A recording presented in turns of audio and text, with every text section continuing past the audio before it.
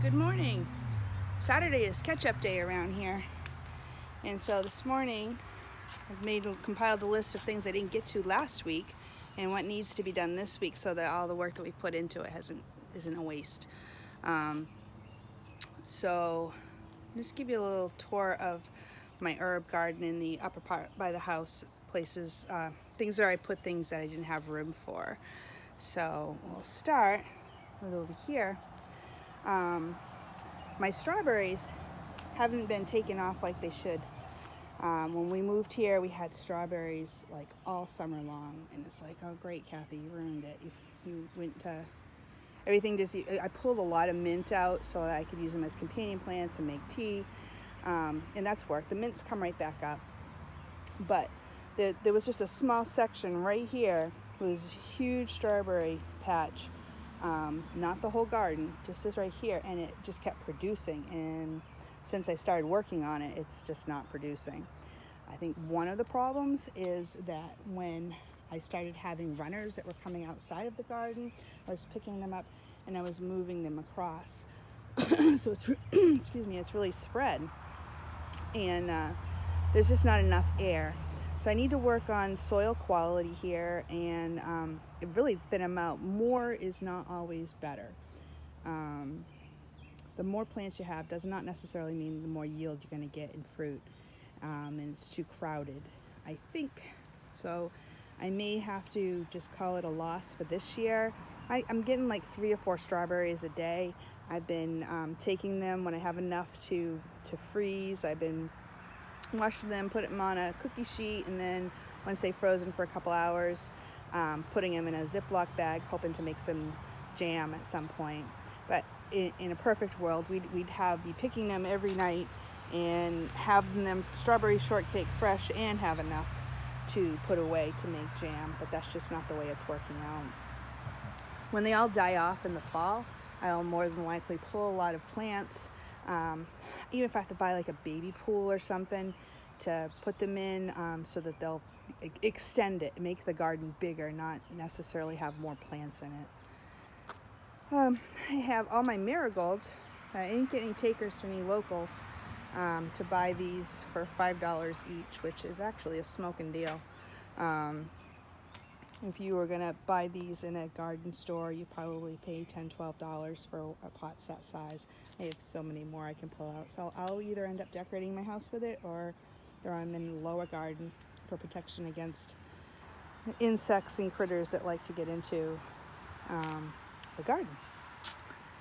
Up here, I put a bunch of patty pan squash because last year I planted ornamental pumpkins. So like those little pumpkins that people buy in the store that used to be like anywhere 69 to 99 cents in the grocery store. I used to buy them for church decorations,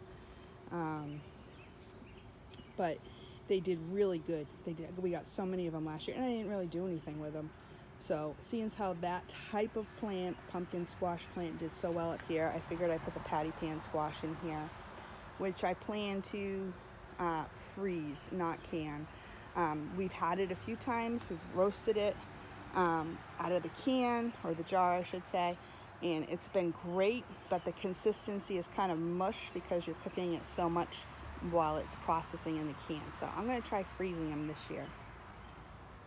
Here I put some in my garden tower. I put a bunch of the strawberries, and then I have what you call volunteer plants. Apparently there was a seed that had not died off from the dirt that in the compost that we used this year, which explains a lot of my weeding issues. We have tomato plant over here, and we have some type of squash forming here, along with my strawberries. Some of the strawberries I transplanted just didn't take. So I'm going to be I may probably leave the squash there, but I will be pulling the tomato plant out at some point and transplanting.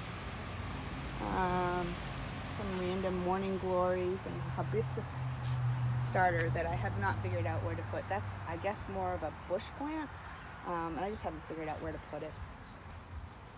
And here is my herb garden. Now, when I started this, I had these little used canning lids that I was using to identify, and now you can't even see a lot of them. So there's dill in here, and I believe this is sage. Yeah. So the coloring of the leaf is showing me that it needs to be, I need to hit it with some nitrogen. So I have some fish fertilizer that I'm going to go ahead and see if I can get the soil healthier so I can get green leaves. And we also have some what called the volunteer tomato plants that popped up in here, and this is thyme. So I need to do some weeding. That's probably on my list for today, and figure out where to put these 1, 2, 3, 4 tomato plants that decide to pop up there. I have no idea what kind of tomato plants they are. They would be from last year's seeds, so not any of the new ones I planted this year. So it would just be your basic Roma or cutting tomato. And in here, what do we have in here? I don't even know these what to recognize. I just know that I was supposed to be growing them for medicinal purposes and figure out what to do with them later. Lemon balm. Again, the leaves are not looking awesome. And here, I believe this is oregano. Yep, oregano. And the overflow I put in here. And this is a valerian, which is also a medicinal herb. And that seems to be doing good.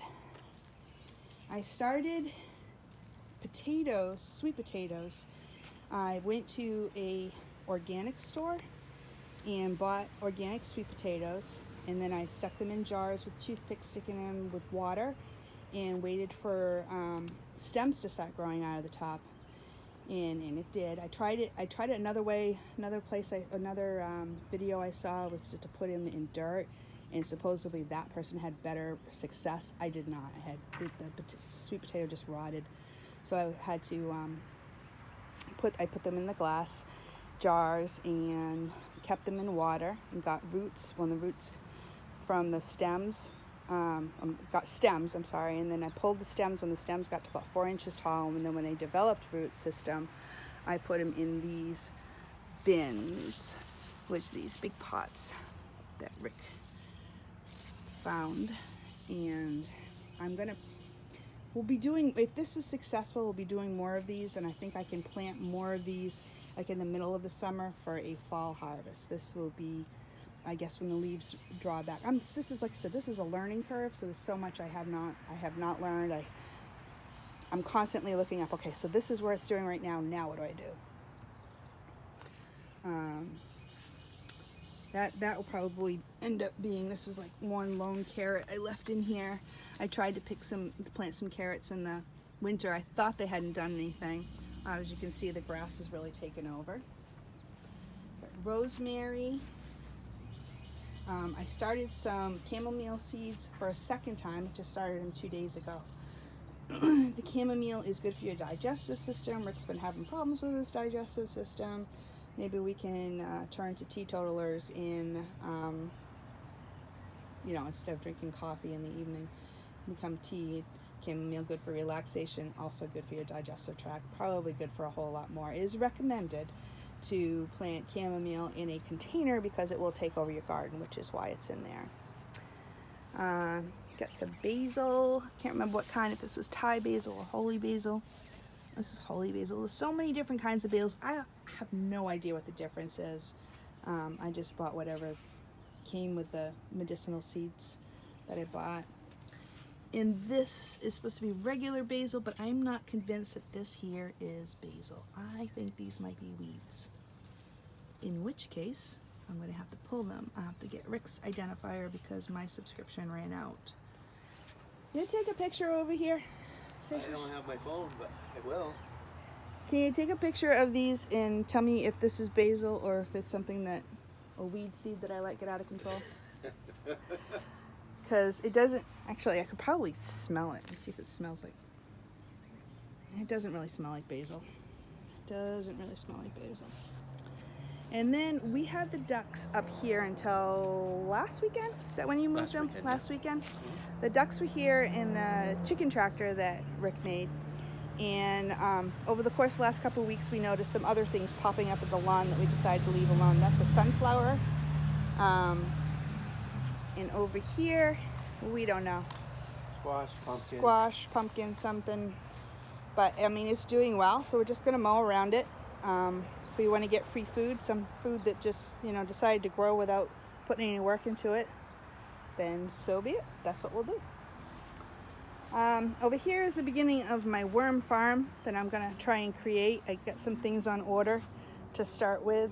I watched a ton more videos trying to figure it out.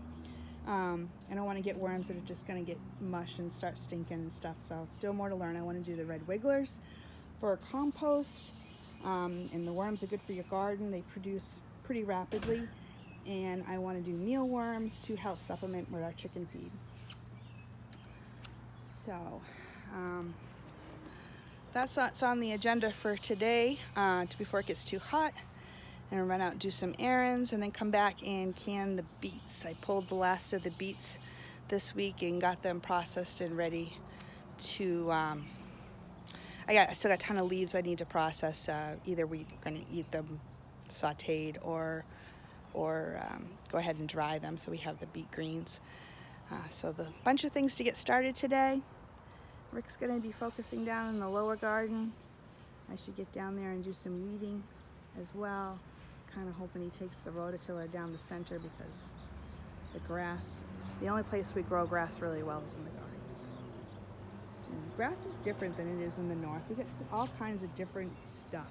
And if it wasn't for the clover, we wouldn't have hardly any green at all. It's weird. It's different to step on too. Not that you want to be out here hanging with your bare feet with snakes and stuff. But anyway. Hope y'all have a great Saturday. Oh,